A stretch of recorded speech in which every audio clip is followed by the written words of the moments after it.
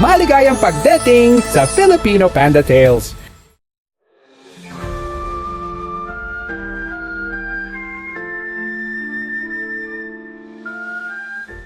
Isang araw, ang apat sa kanila ay naglalakad sa isang tigang na daan sa Baihu Ridge.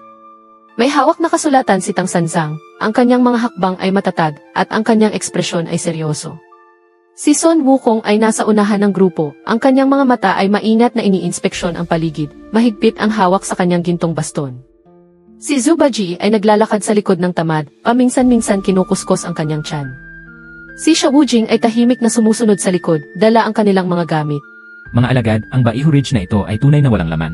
Wala man lang mga ibon o hayop sa paningin. Dito ay maaaring may demonyong enerhiya. Kailangan tayong mag-ingat at huwag maging pabaya. Gutom ako at hindi na ako mahalakan. Ang lugar na ito ay napakatigyang, walang makakain. May punto si ikalawang kapatid, Guro.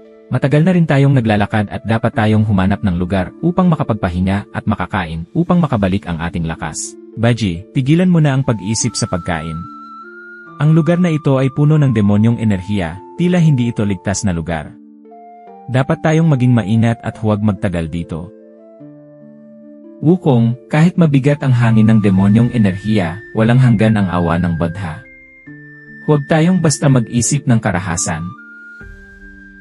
Malaking kapatid, sobrang hindi mo. Kahit ikaw ang lugar na ito, hindi naman maaaring napakaraming demonyo ang nasa isip mo. Sa tingin ko dapat talagang humanap tayo ng lugar na makapapasinga.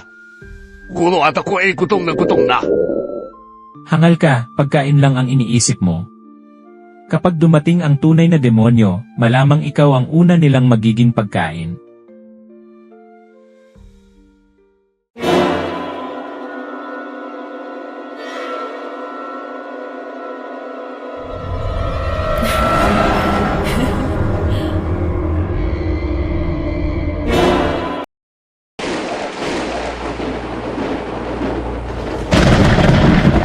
Ang laman nitong sensang. Kung mahahain ko ang kanyang laman, mahahamdan ko ang walang hanggang buhay. Ngayon, hindi makakatakas ang mga modal na ito mula sa aking mga hamay.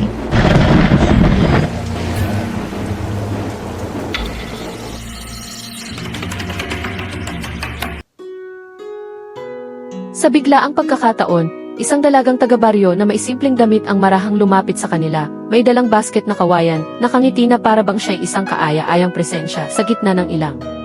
Ngunit sa ilalim ng tahimik na anyo ay may nakatagong panganib. Mga Ginoo, malayo na ang inyong nilakbay at sigurado akong pagod na kayo. Ako'y isang dalagang taga-baryo mula sa malapit at napansin kong kayo'y tila pagod. Nagdala ako ng kaunting pagkain upang makatulong sa inyong lakas. Huwag po kayong mag-atubiling tikman ito. Guro, maswerte tayo ngayon. Tingnan ang pagkain ito, napakabango. May mabait na nilalang na nagdala ng pitin para sa atin.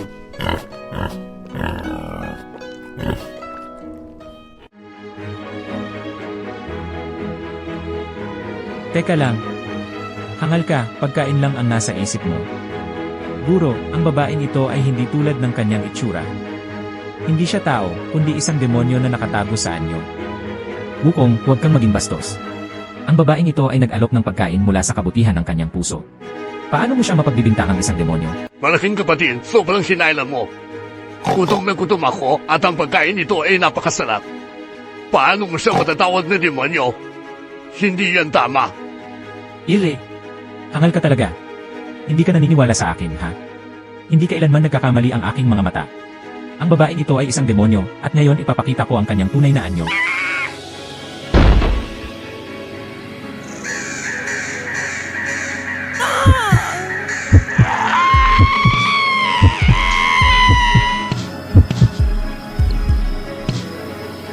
Wukong, paano mo nagawa ito? Siya ay isang mabait na dalagang taga-baryo lamang, at pinatay mo siya ng walang awa. Sobrang lupit mo. Buti na lang at napigilan siya ni malaking kapatid, kundi sana nasabitan na ako ng demonyo ngayon. Muli paano nagawa ng demonyo ang mabukhang tunay na tao? Guro, ito ang kakayahan ng mga demonyo. Tingnan ang mga buto, ano pang patunay ang kailangan mo? Kung hindi dahil sa akin, lahat tayo sana ay naging pagkain niya ngayon. Amitabha. Wukong, bagaman iniligtas mo kami, tinuturo ng Buddha ang awa. Hindi natin dapat agad gamitin ang karahasan. Ang ating misyon ay makuha ang mga kasulatan, hindi makipaglaban sa mga demonyo. Tandaan mo ito.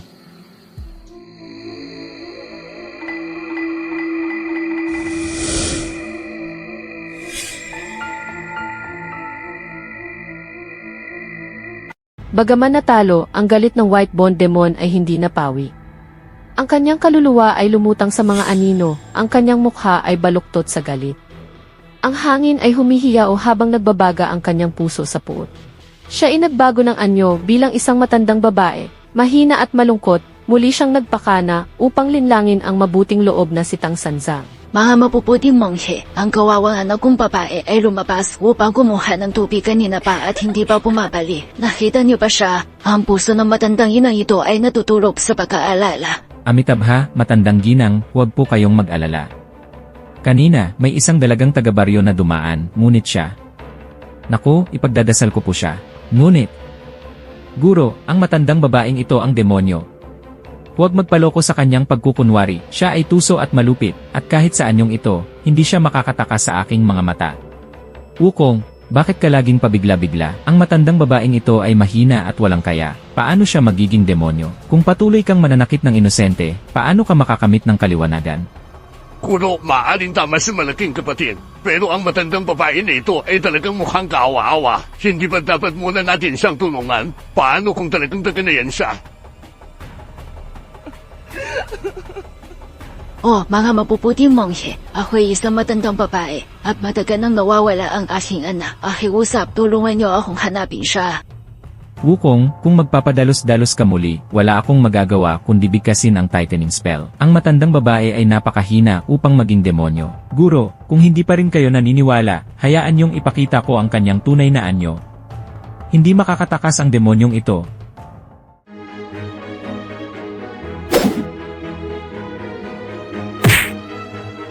No!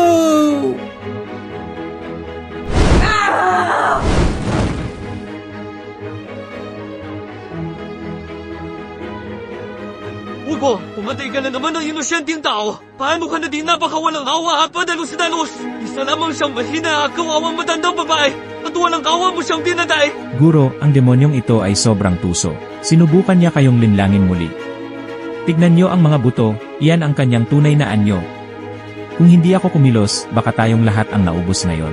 Guro, maaaring tama si malaking kapatid na iyon. Sadyang hapalin lang ang demonyong ito at halos naniwala na rin ako sa kanya. Pero gutom na gutom pa rin ako. Wukong, kahit hindi ka nagkamali, ang mga turo ng Buddha ay nagsusulong ng awa. Hindi tayo dapat basta-basta magpadalos-dalos sa karahasan. Kung maulit ito, mapipilitan akong parusahan ka.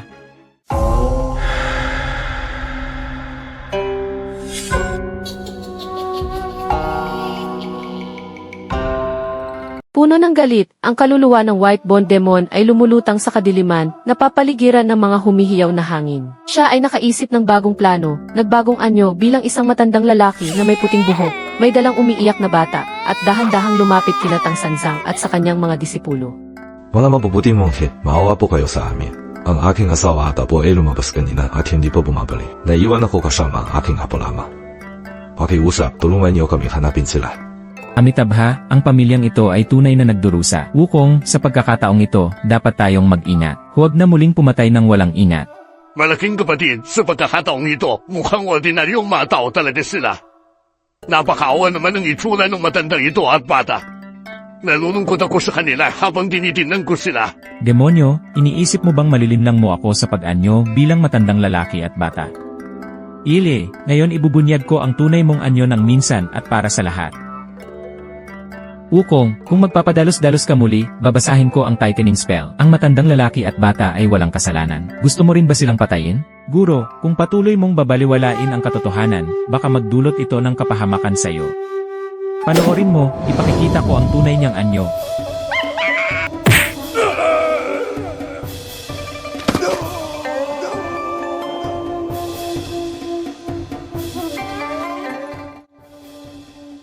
Wukong, totoo palang demonyo siya. Inalipusta kita sa buong panahong ito.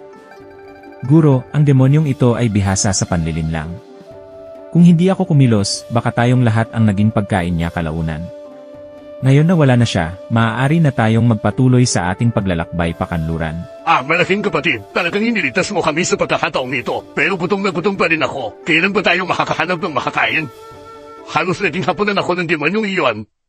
Buti na lang nandito ka, malaking kapatid. Kung hindi, tapos na sana ako. Pagkatapos ng sunod-sunod na mga hindi pagkakaintindihan at pagsubok, sa wakas na pagtanto ni Tang Sanzang ang kanyang pagkakamali. Si Sun Wukong, bagaman madalas hindi naunawaan, ay palaging tapat at mapag-alaga, walang pag-alinlangan sa kanyang tungkulin na protektahan ang kanyang guro.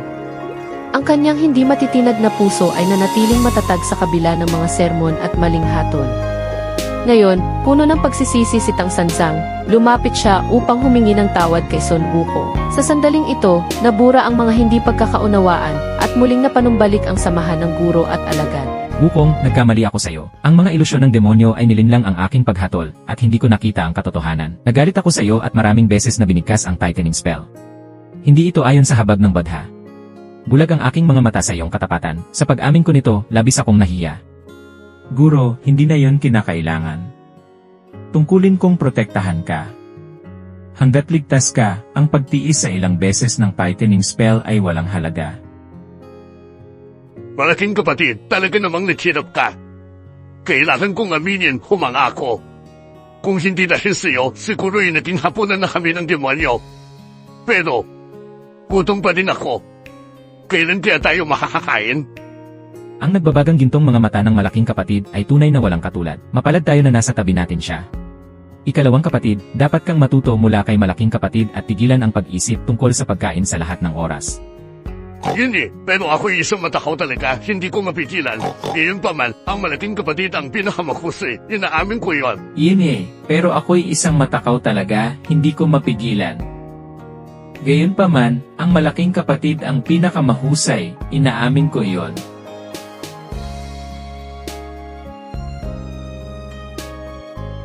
Huwag kang mag-alala, guro. Habang narito ako, walang demonyo ang mangangahas na manggulo. Magpatuloy tayo sa ating daan at iwan ang lugar na punong-puno ng demonyo. Malaking kapatid, sa susunod na makakita tayo ng demonyo, huwag mo akong kalimutan. Makakatulong din ako, alam mo ba? Hehe, pero sana yung wala ng demonyo.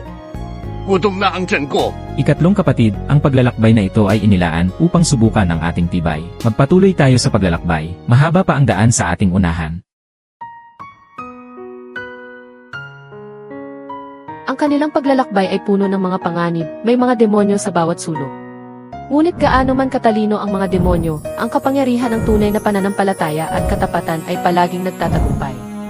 Patuloy na tinatahak ni Tang Sanzang at ng kanyang mga disipulo ang kanilang misyon sa kanluran. Bagamat ang daan ay mapanganib, ang kanilang matibay na paniniwala sa kanilang misyon ay nananatiling matatag.